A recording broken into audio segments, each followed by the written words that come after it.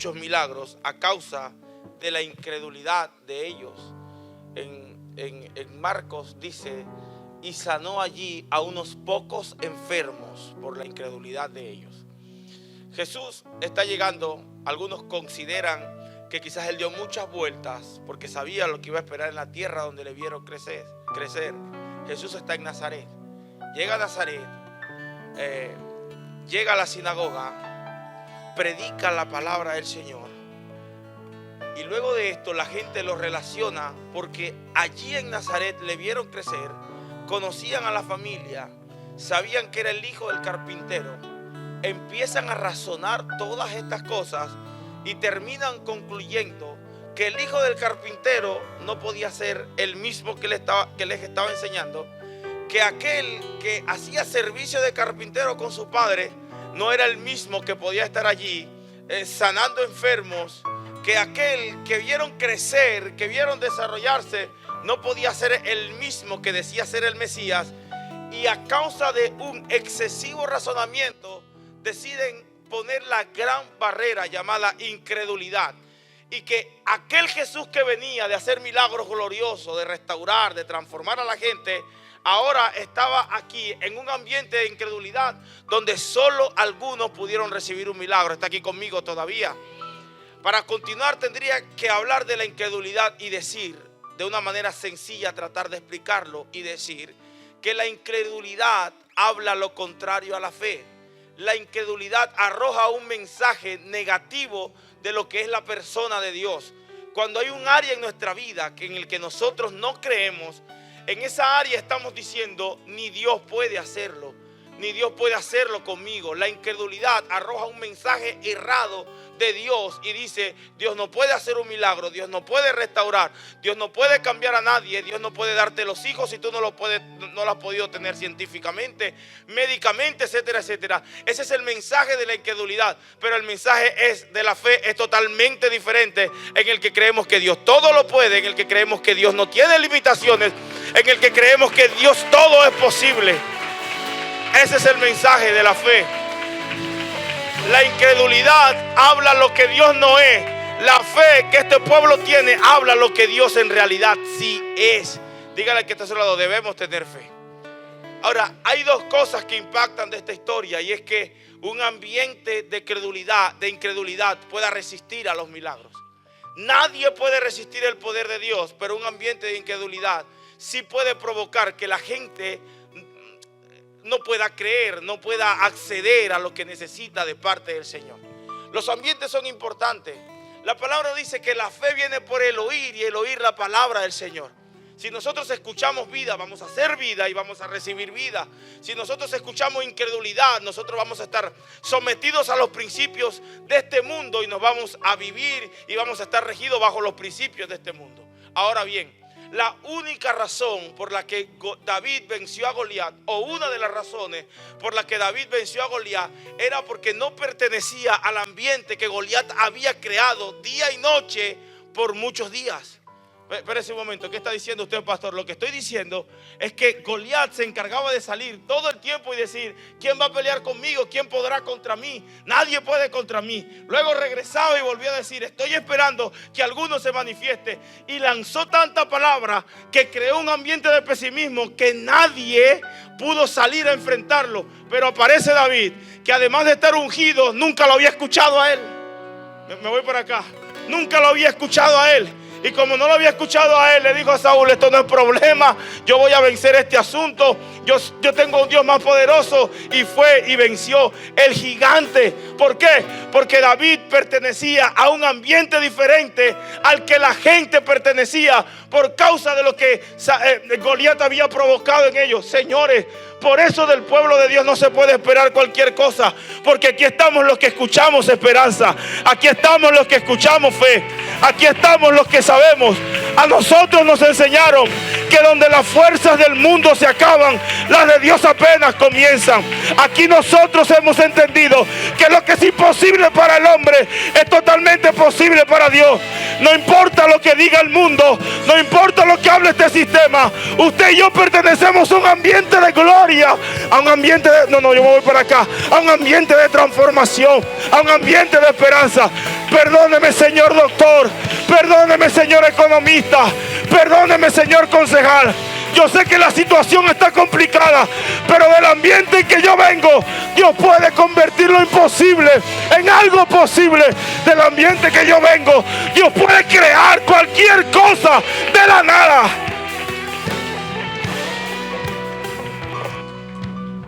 Dígaselo al que está a su lado. Tú y yo pertenecemos al mismo ambiente. Dígaselo de verdad. Tú y yo pertenecemos al mismo ambiente.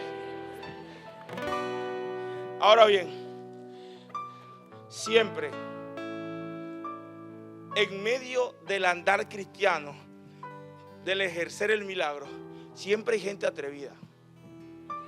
Siempre hay gente que rompe el promedio. Porque a pesar de que había tanta incredulidad, algunos pocos recibieron un milagro.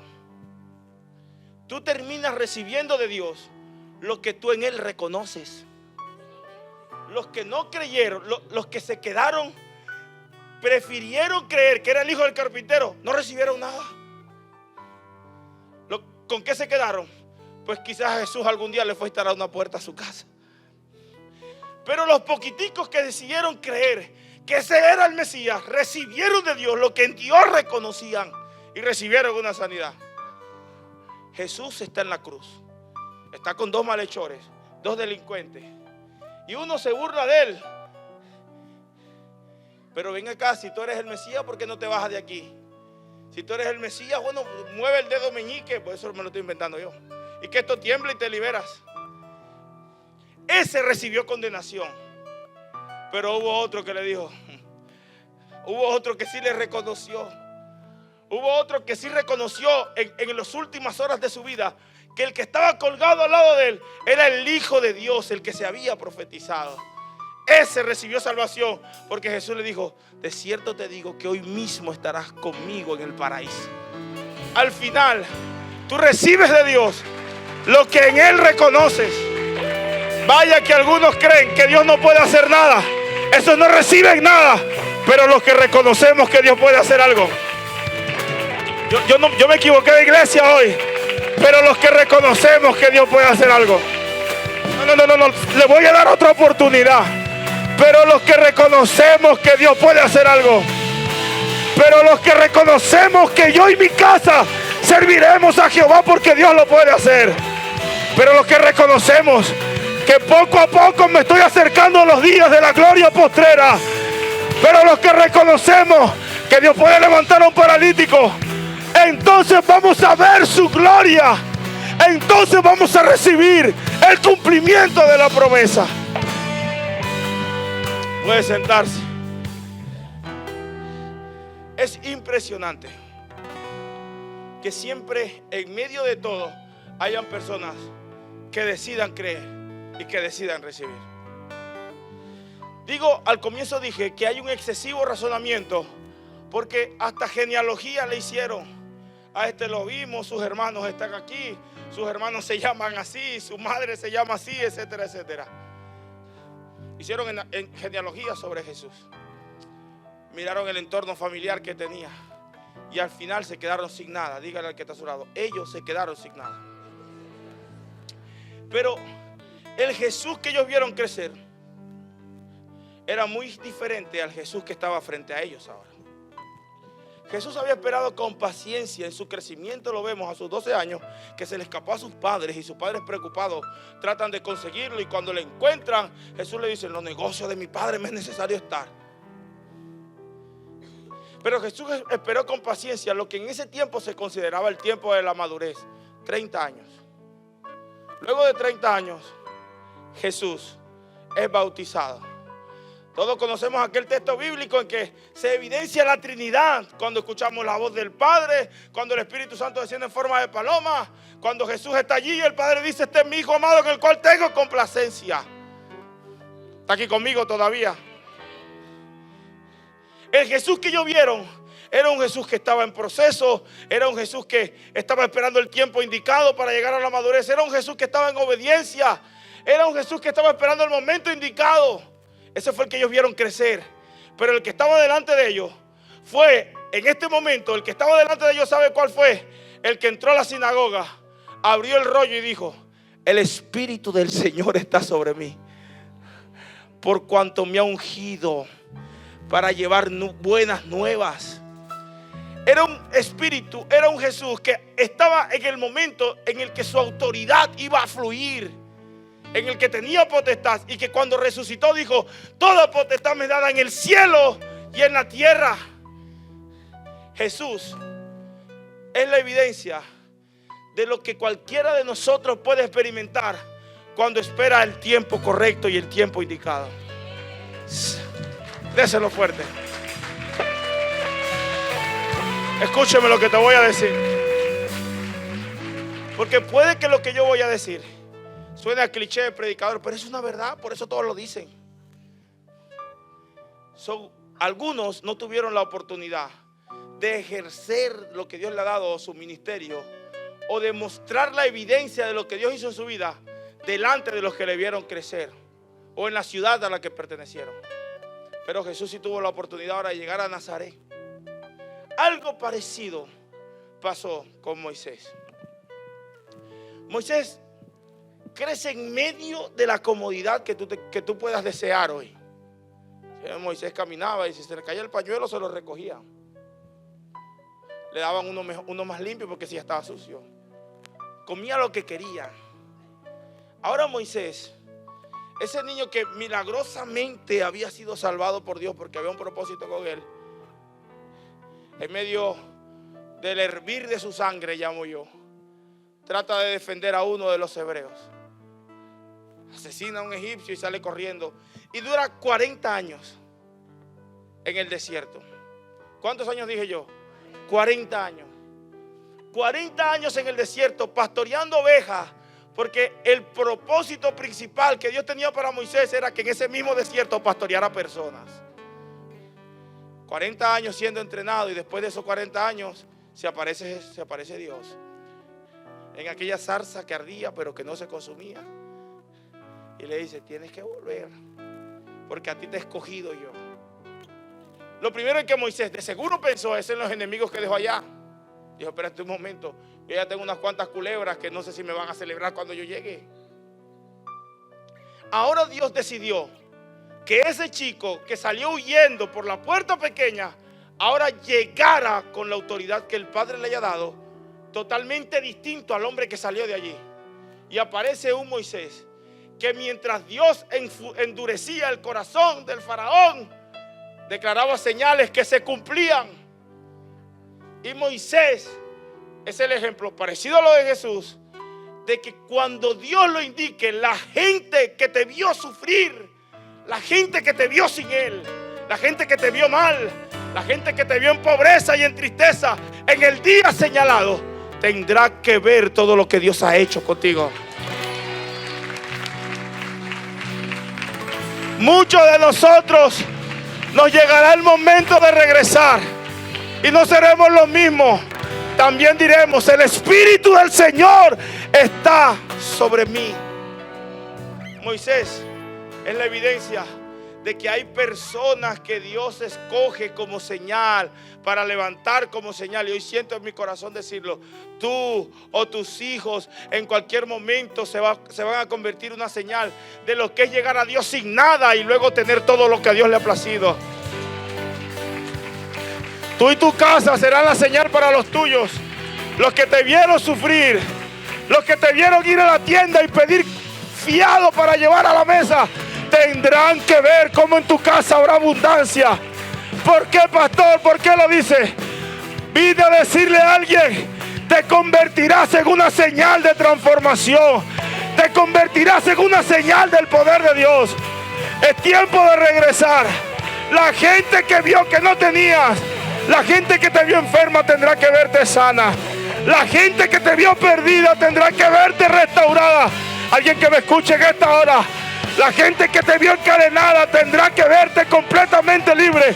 Y cuando te pregunten dirás: si el Hijo os libertareis, seréis verdaderamente libres.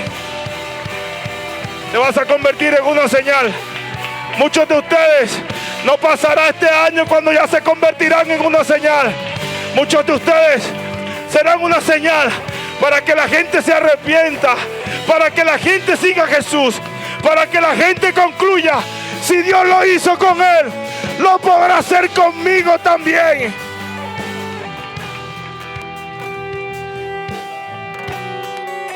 Dígale a 2 o a 3: somos el fruto de un ambiente.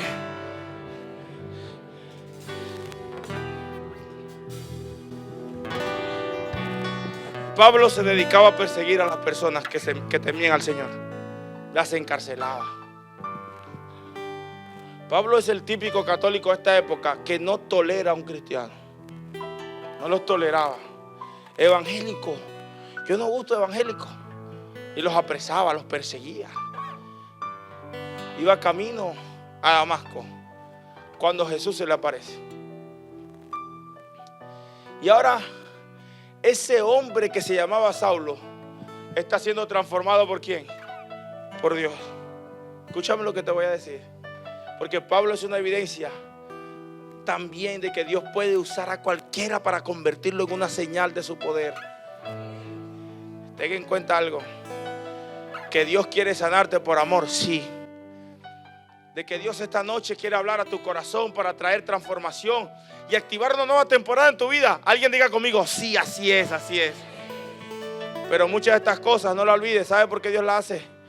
Porque quiere que te conviertas en una señal para otros. Porque quieren que solo tu testimonio sea una señal, una evidencia, y hable del Dios poderoso, del Dios glorioso, del Dios maravilloso al que nosotros servimos. Ahora, Pablo se encuentra con Dios. Entendía algo. Lo dije hace un rato. Tú recibirás de Dios lo que en Él reconozcas. Dios se manifiesta continuamente, donde continuamente es celebrado. En Nazaret no fue celebrado Jesús, entonces no recibieron milagros. En otros lugares fue celebrado Jesús, entonces hubo muchos milagros, abundancia de milagros. Saulo se encuentra con Dios, se convierte en Pablo, y luego nos damos cuenta que este Pablo, quien Dios transformó, es la evidencia más grande después de Jesús, diría yo, de lo que es un apóstol, de lo que es la pasión. Toleró persecución, toleró ser apedreado. Él mismo lo decía: sé vivir en escasez, sé vivir en abundancia, como quiera que sea.